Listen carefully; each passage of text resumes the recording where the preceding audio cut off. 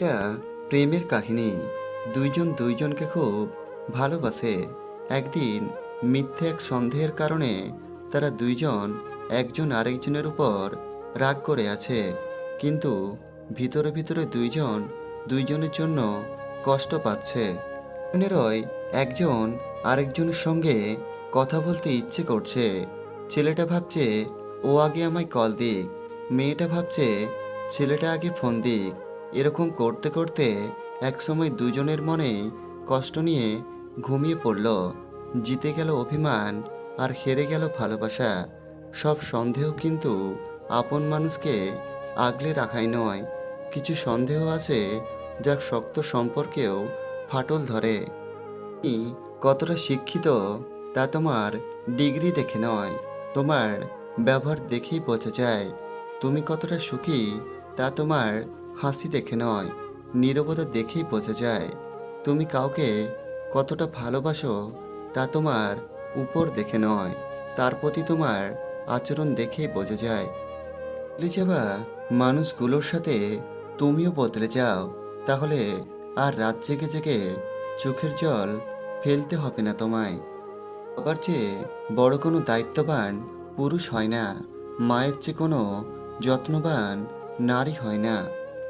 কিছু কষ্ট এত বিশাল যা সহ্য করা যায় না, কিছু ব্যথা এত অসীম যা বুকে রাখা যায় না, কিছু মানুষ এত আপন যা হারিয়ে গেলে তাকে কখনো ভোলা যায় না।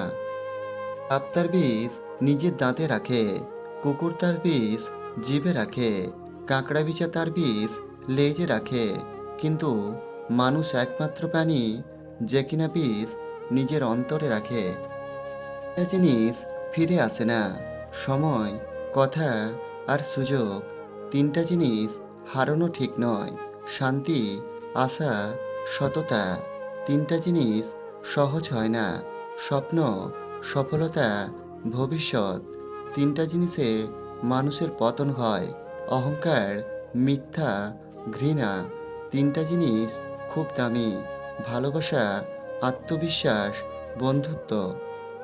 বিশ্বাস কথাটি ভালোবাসার থেকেও দামি, কারণ বিশ্বাস না থাকলে ভালোবাসাও টিকে থাকে না।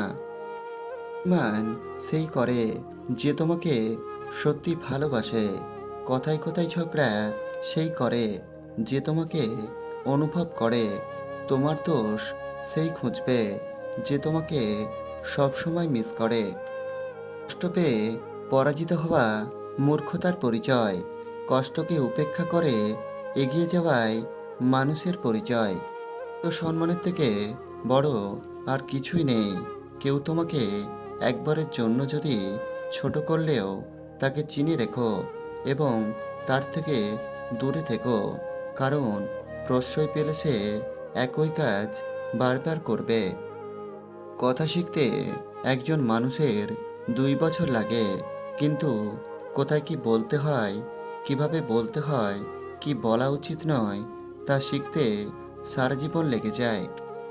ওকে নিয়ে সমালোচনা করাটা যতটা সহজ, তার জায়গায় দাঁড়িয়ে তার পরিস্থিতি বোঝাটা ঠিক ততটাই কঠিন। মূর্খ লোকের জন্য সমাজ নষ্ট হয় না, সমাজ নষ্ট হয় শিক্ষিত লোকের মূর্খ স্বভাবের জন্য। অস্ত্রের আঘাত শুকিয়ে যায়, কিন্তু কথার আঘাত শুকায় না। তাই কাউকে কিছু বলার আগে একটু চিন্তা করে বলুন।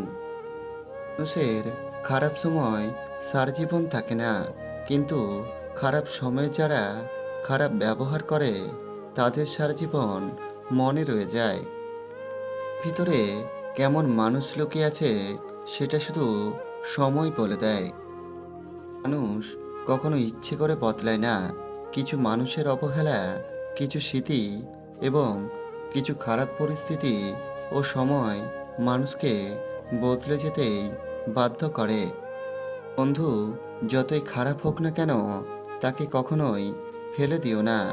মনে রেখো, জল যতই খারাপ হোক তা কিন্তু আগুন নেভানোর কাজে লাগে। যদি তোমাকে সন্দেহ করে তাহলে দুঃখ পেও না। মনে রাখবে, সবাই সোনা বা হীরেকেই সন্দেহ করে যে সেটা আসল কিনা। কিন্তু কেউ লোহাকে সন্দেহ করে না। করছো, কোথায় যাচ্ছ, কেন যাচ্ছ, কার সাথে যাচ্ছ, তোমার ফোন ওয়েটিং কিনা, কার সাথে কথা বলছিলে, এগুলো সন্দেহ নয়, প্রিয়জনকে হারিয়ে ফেলার ভয়। এটাই সত্যিকারের ভালোবাসা। সন্দেহ করা মানে এই নয় যে তাকে বিশ্বাস করি না। সন্দেহ করা মানে এই যে তাকে কিছুতেই হারাতে চায় না। কাউকে বিশ্বাস করার আগে একটু ভেবে করবেন, কারণ কখনো কখনো নিজের দাঁতই নিজের জিভকে কামড়ে দেয়।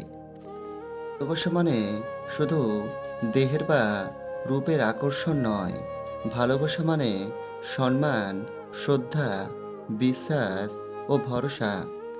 পৃথিবীতে জোর করে সব কিছু পাওয়া গেলেও একটা মানুষের মন জোর করে কখনো পাওয়া যায় না। তুমি যতই দামি হোক না কেন, ভিতরে কালি না থাকলে যেমন তা মূল্যহীন, তেমনি মানুষ যতই শিক্ষিত হোক না কেন, মনুষ্যত্ব বোধ না থাকলে সে শিক্ষাও মূল্যহীন।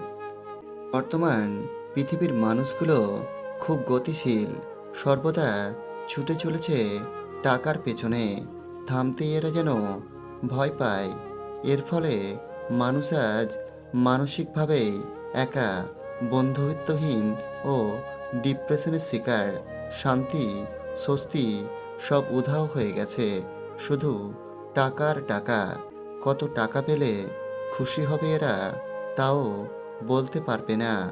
শান্তির ঘুম আজ বিরল।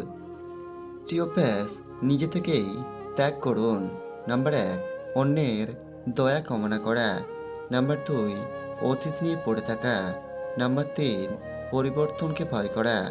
নাম্বার 4, নিজেকে ছোট ভাবা। নাম্বার 5, অতিরিক্ত চিন্তা করা। মানুষের স্বভাব এমনই যে বন্ধু বান্ধব একসাথে হলেই সমালোচনা করে অন্যের বিষয়ে। একজন চলে গেলে বাকিরা তাকে নিয়েও সমালোচনা করে। এই হলো আজব পৃথিবী। আচার্য চাণক্যের মতে সন্তানদের কিছু বিশেষ গুণ যা পিতামাতাকে ভাগ্যবান করে এবং এই গুণগুলি পরিবারের সুখ ও সমৃদ্ধি বজায় রাখে।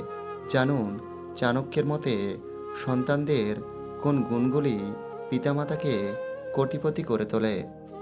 প্রত্যেক বাবা মা চান তাদের সন্তানদের মধ্যে ভালো গুণাবলী থাকুক।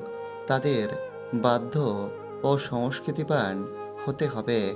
যাদের সন্তানেরা এইসব গুণগুলি পাবে তারা খুব ভাগ্যবান বাবা মা হবেন। সন্তানদের মধ্যে সংস্কৃতি থাকতে হবে। বড়দের প্রণাম করা, সম্মান দিয়ে কথা বলা। চাণক্যের মতে একজন সংস্কৃতি মানা সন্তান শুধুমাত্র পিতামাতার জন্যই নয়, পুরো পরিবারের জন্য গৌরব নিয়ে আসে।